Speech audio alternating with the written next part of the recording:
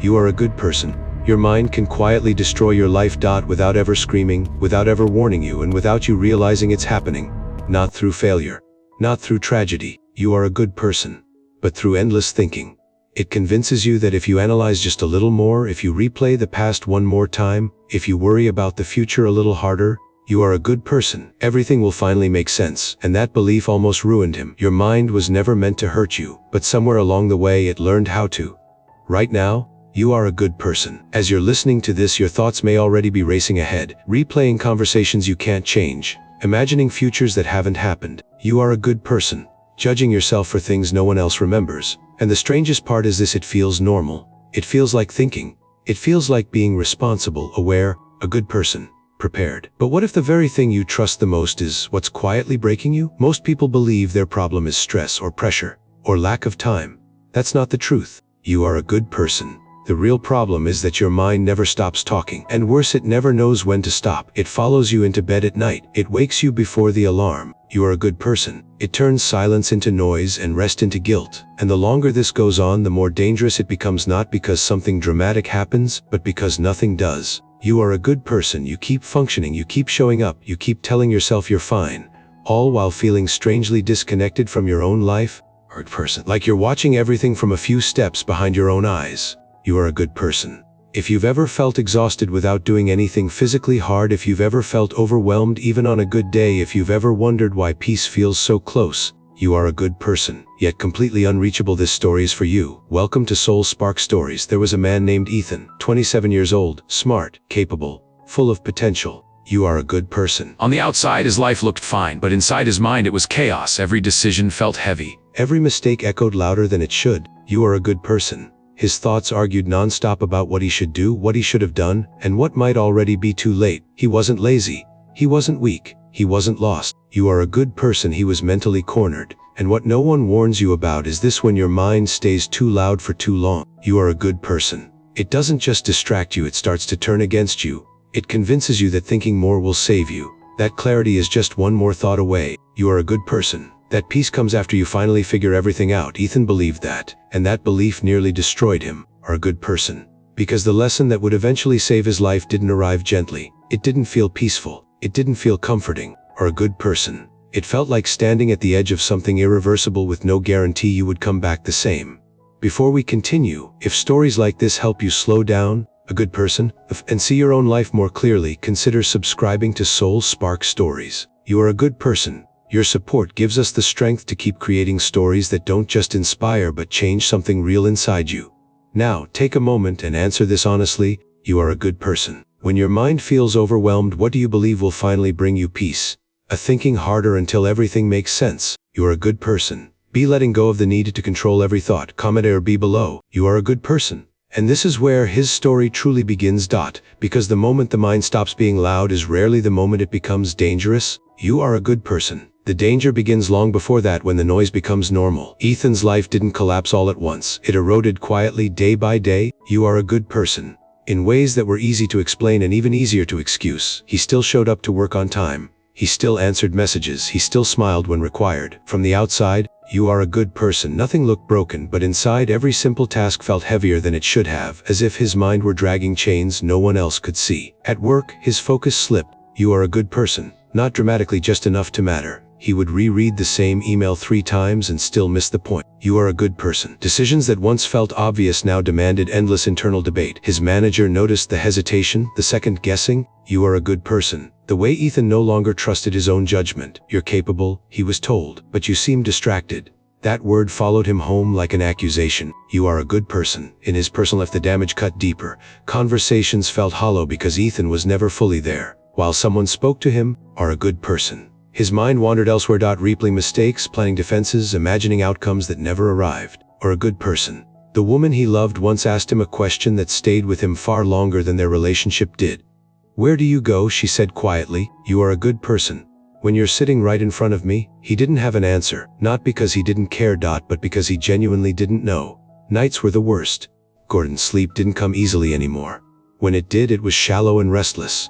He would wake before dawn with a tight chest and a racing mind, good person already exhausted by thoughts he hadn't chosen.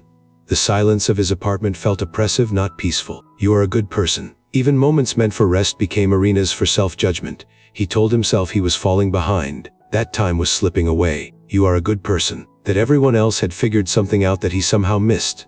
The breaking point didn't arrive with a dramatic outburst or a public failure. You are a good person. It arrived one evening when Ethan sat alone in his car after work, engine off, hands resting on the steering wheel. He wasn't crying. He wasn't panicking. You are a good person. He simply couldn't move, not forward, not backward. The thought of going home felt heavy. The thought of going anywhere else felt pointless. For a long moment, he just sat there. You are a person, suspended between decisions, realizing something unsettling. He wasn't afraid of losing everything. He was afraid of staying exactly the same. Around that time, you are a good person. He heard about a man who lived far from the city, in a dry, quiet place where nothing seemed urgent. People spoke about him in fragments, almost reluctantly. You are a good person. They said he had once coached high performers, leaders, athletes, people under pressure, but had walked away from it all. He didn't advertise. You are a good person. He didn't promise results. And most importantly, he rarely agreed to see anyone. Under normal circumstances, Ethan would have dismissed the idea as unrealistic. You are a good person, even foolish. But desperation has a way of silencing skepticism. This wasn't hope that pushed him forward. It was the absence of options. He didn't go looking for peace. You are a good person. He went looking for an end to the noise. So he packed lightly, left early, and drove farther than he ever had without a clear plan.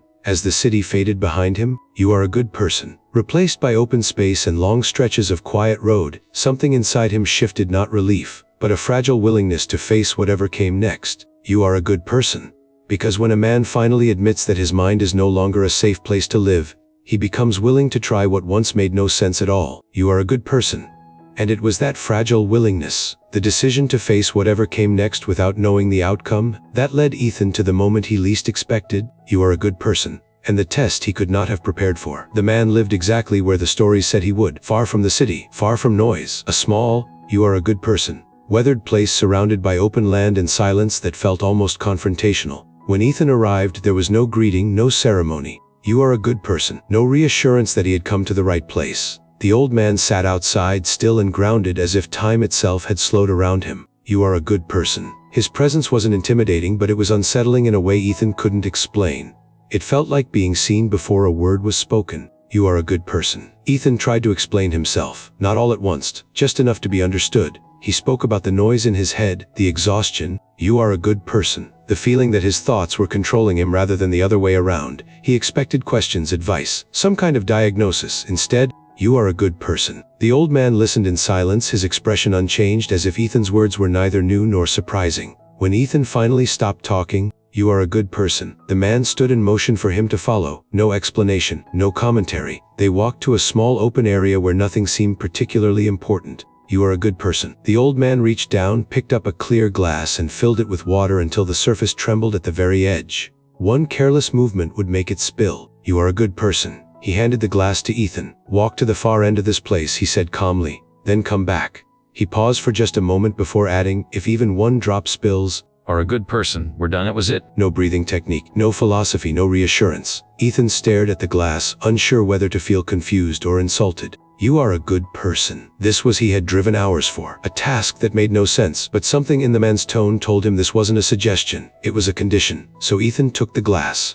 You are a good person. The moment he started walking, fear rose in his chest. The water sat impossibly high, responding to every subtle tremor in his hands. His heart pounded. You are a good person. His breathing shortened. The ground felt uneven beneath his feet. Sounds that hadn't existed a moment before suddenly demanded attention. Footsteps, distant voices. You are a good person. The wind brushing against dry grass. Every instinct screamed at him to look around, to anticipate obstacles, to plan his steps in advance. But the glass refused to be ignored. You are a good person. One glance away and it would spill. One careless thought and it would be over. So Ethan did the only thing that made sense. He focused, not forcefully, not calmly, desperately. You are a good entire awareness collapsed into the glass, the way the light bent through the water, the delicate curve of the surface. You are a good person. The way his hands steadied when his attention stayed exactly where it needed to be. Step by step, the world around him faded, not because it disappeared, you are a good person, but because it no longer mattered. His thoughts didn't vanish, they narrowed. There was no room for regret.